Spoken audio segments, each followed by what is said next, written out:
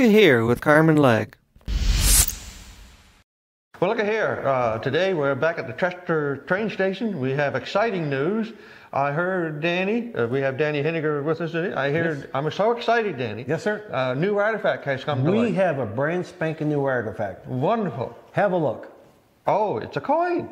What you've got in your hands is a coin, and I'll tell you the story how it got from where it lived to me. Back in 1966, a family from Virginia decided to come up to Maine for vacation. People started picking up the father and said, why don't we go into Canada? So they did, and they came to Nova Scotia. So while they were in Nova Scotia, they said, well, we got to go find Treasure Island. Okay, and this is in 1966? 1966. They came up here in a brand spanking new gold Cadillac with a black vinyl roof. Okay. God, yeah. So anyway, they came up here and they found out from the hotel that they're staying in where Treasure Island was. So they drove down to Oak Island. And this man came along in a half-ton truck, who was a worker, obviously working the way he's dressed. And the two sons and his father get in the truck. The boys sat on the bed in back like you used to be able to do back in the day. Yeah, it was a lot of fun. Right on. And they had a tour of Oak Island with this guy. And this guy went out to where the rest all cabins were, because they went into this small cabin. So they had to be the rest all cabin. And dropped off some tools and gave him a tour of the island. And the guy gave this unknown man $20 for the tour. So as they're getting ready to leave, he said to the fellow, have you found any artifacts? The guy said, yeah, we found some stuff. So he opened up the passenger door of the truck, opened up the glove box, and put 2 coins in his hand. He said, we found these. So the guy said to him, can I buy one of them from you? He said, sure. So for $20, he bought this coin. Really? So that's pretty much the end of the story. He stayed in the family for many, many years. Many years later, this man started watching the Curse of Oak Island television show, and he decided he didn't need this coin in his possession anymore. He's getting older, his health isn't the best in the world, sort of thing. Seemed to be a heck of a fine man. I've talked to him on the phone and written many emails back and forth with him. But he has sent it to Marty Lagina, sent a letter to him. Marty never answered back. Now, it could be Marty never got it.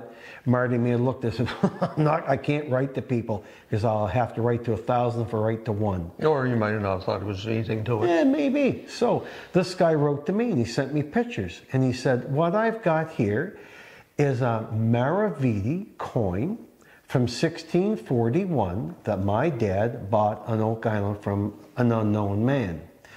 So I questioned him about the story extensively, and I said to him, would you donate this coin to the Chester Municipal Heritage Society? He said, yeah, I will, because he wanted it to go somewhere where it would do some good. Mm-hmm, mm-hmm. So he sent me the coin.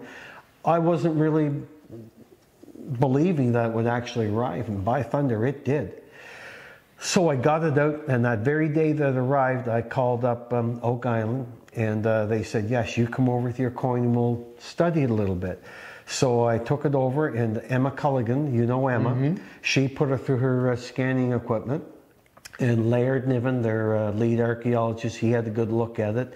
And while he was looking at it, he sent an image off to their coin expert that they use on the show all the time. Oh, yes. So Emma's study came out and said, this is a copper coin, but it has some inclusions of nickel and aluminum into it. And she says it makes it a little suspect for being a coin from 1641, but not 100% sure, so there's doubt. These Maravidis used to weigh 5 grams. This one weighs 4.5 grams. And apparently, with the coin world, that's within the tolerance. No problem at all, 4.5, 5.1, whatever. So that's Spanish? Well, here's the fun part. When their coin expert looked at it, now mind you, the man only had a photograph to work off of, so, you know, but it's a good clear photograph too. He said, oh, what you've got there is a coin from 1641, it's genuine, and it was minted in Seville, Spain. Okay. So, we've got a coin from 1641 that allegedly came off of Oak Island.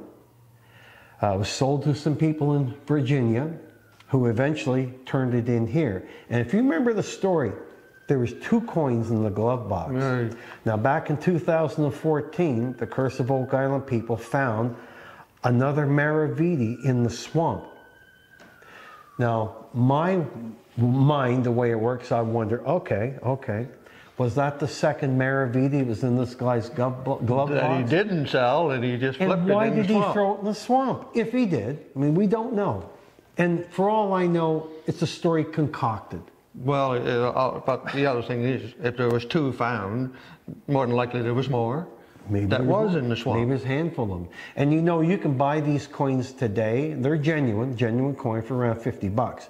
So it's not like this coin's worth $100,000 or anything like that. And the guy gave him $20 plus 20 bucks. He must have given something for the tour. Yep, 20 bucks for the tour, 20 bucks for the coin. So for 40, he got... So I have no reason to doubt the man's story.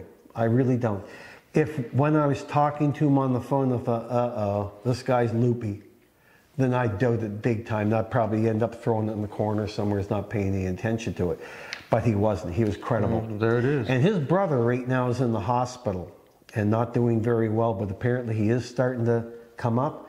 And when he gets to the point where he can go talk to his brother, because he can't go in now because of COVID regulations and the sicknesses that this man is suffering from, he's going to ask him for more details, see if his brother can remember anything. Because right now all we know was a man alone in the truck with toolboxes in the back and a tarp, went into a building, a small building in Oak Island, dropped off some tools, showed him these coins out of his glove box. That's all we've got. You think it's possible to find out who the man was? I don't know how you're ever going to do it, unless the brother remembers, oh, the guy's name was blank. That's right. Fred Nolan, Dan Blankenship, David Tobias, Jim Kaiser, who knows? Right. Who knows? Wonderful. But this coin is going to be on display in our museum here.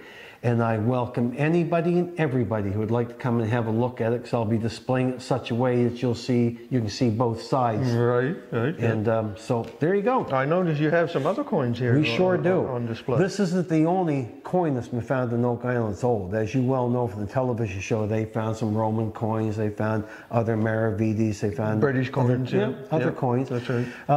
Down here in our display, you'll see that there's the coin called the Martin coin. In 1965, there's a man from Great Britain on Oak Island with a metal detector. He's part of Britain's armed forces, but he was over here doing some sort of a collective agreement thing with our armed forces. Anyway, he ended up in Oak Island with his metal detector, and he found a coin, a very old coin. And what you see in our case here is an example of it. It's not the actual coin. But if you go online and type in Martin coin, Oak Island, you'll see what this coin looked like. Okay. And you'll be able to see exactly what it was. Also in here, there's some medallions that the Oak Island Tourism Society had created that looked like pirate coins, and it was a fundraiser for the Oak Island Tourism Society. We sold dozens of them. Really? Oh, it really went well. And there's also other coins here made of aluminum that when I was a tour guide working in Oak Island, we had a fake money pit for the kids.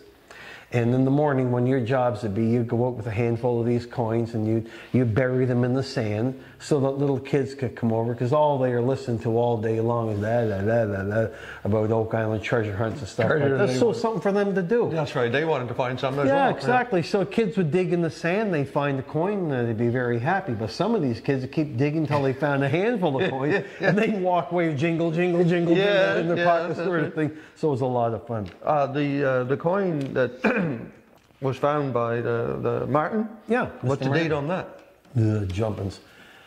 I think it's the 1600s. Oh, is that I think so. Yeah. So that would suggest, if this is part of the treasure, there's at least treasure from the 1600s, treasure from earlier in the 1600s. So who knows? multi-generational treasure hiding spot. It's just another one of those Oak Island mysteries. That's right. It is. Yeah.